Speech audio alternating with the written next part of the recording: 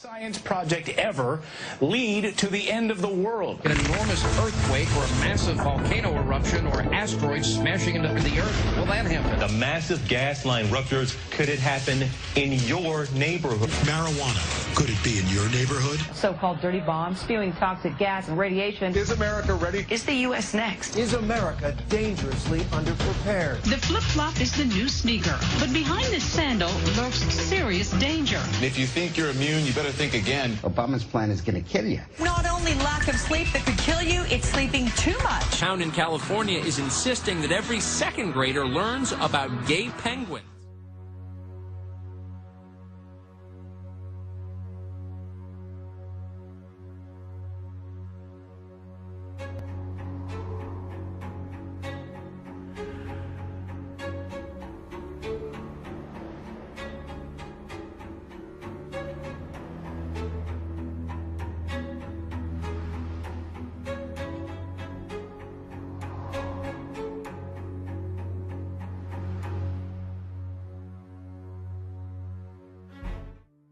Starting in the 1980s, really under President Reagan, we started deregulating the media industry in the United States.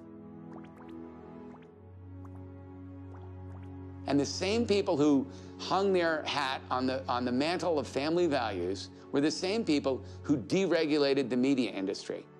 The chairman of the FCC, Mark Fowler in those days, referred to the television set as just another piece of hardware, and therefore it should be regulated or not regulated in the same way that toasters are or washing machines. But you're talking about images and messages that shape our entire society, our culture, and to cut back on the regulatory structure that oversees that led to a lot of unforeseen consequences when it came to messages and images for young people, particularly for girls and young women. What you saw was more and more content, fewer and fewer limits on that content, and a lessening of standards. By the time you got to the Telecom Act of 1996, you had a chance to potentially re-regulate, if you will, the media industry. But in fact, that did not happen. We have huge corporate conglomerations controlling television, radio, cable, newspapers, movie theaters, theme parks, huge amount of power in this country.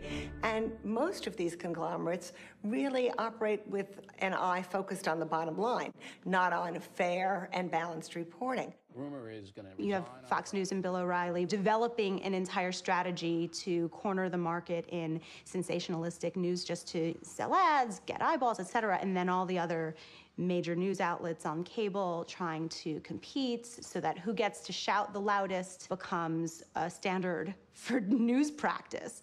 I could be delivering the same script with the same graphics in the same studio, wearing the same thing, but on 2 different days, I could be delivering it like this, or I could be delivering it like this. And if I'm delivering it like this, I'm going to get double the rating. Okay, so that's why people yell.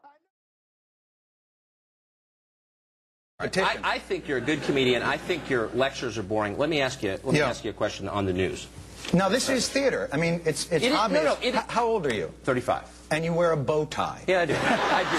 So this is... No, I know. So you're right. No, let me just go. No, come on. And listen, I'm not suggesting that you're not a smart guy, because those are not easy to tie. But the thing is that you're doing theater when you should be doing debate, which would be great. No, it's not honest. What you do is not honest. What you do is partisan hackery. And I'll tell you why I know it. You have John Kerry on your show, and you sniff his throne, and you're accusing us of partisan hackery? Absolutely. You've got to be kidding, man. You're on CNN. The show that leads into me is puppets making crank phone calls. What is wrong with you? Well, I'm just saying. 15 years ago, it would have been unthinkable for Britney Spears' panties to be a breaking headline on CNN. I want to lead with the Paris Hilton story. What's happening with Paris? My producer, Andy Jones, is not listening to me. He's put it as the lead. Listen, I just don't believe in covering that story, especially not as the lead story in a newscast when you have a day like today. Can we show some footage of Paris? Do we have Paris? No, we can't. Last night? Joe, no. I'm going to do the news now. I haven't thrown that. There she is. Oh, look at that strut. So sweet. Oh, look at that. She's so humble. Reformed woman. Yeah, she's reformed. She's shy. All right, to the news now. She found now. Jesus. Just months after Telecom 96 passed, Access Hollywood debuted and E! News debuted. These are two of the most sort of fat-shaming infotainment outlets we have today, where they follow around women who have eaten a muffin and then circle their stomachs with graphics and point to them and say, baby bump, are they pregnant? That, you know, oh, no, sorry, she just ate a bagel. After photos of the singer performing in her trademark Daisy Duke jean shorts showed off an unflattering belly bulge, Jess's reps were forced to publicly state she is not pregnant. This notion that these media companies are just giving us what the public wants. No. They're giving us what the media companies want, they're giving us what the advertisers want, and they're packaging it in such a way as to make it sound like it's our fault, and it's not. We sit watching our TVs while some local newscaster tells us that today we had 15 homicides and 63 violent crimes, as if that's the way it's supposed to be. We know things are bad, worse than bad. They're crazy. It's like everything everywhere is going crazy, so we don't go out anymore. We sit in the house, and slowly the world we're living in is getting smaller, and all we say is, please, at least leave us alone in our living rooms. Let me have my toaster and my TV and my steel-belted radios, and I won't say anything. Just leave us alone. Well, I'm not going to leave you alone. I want you to get mad.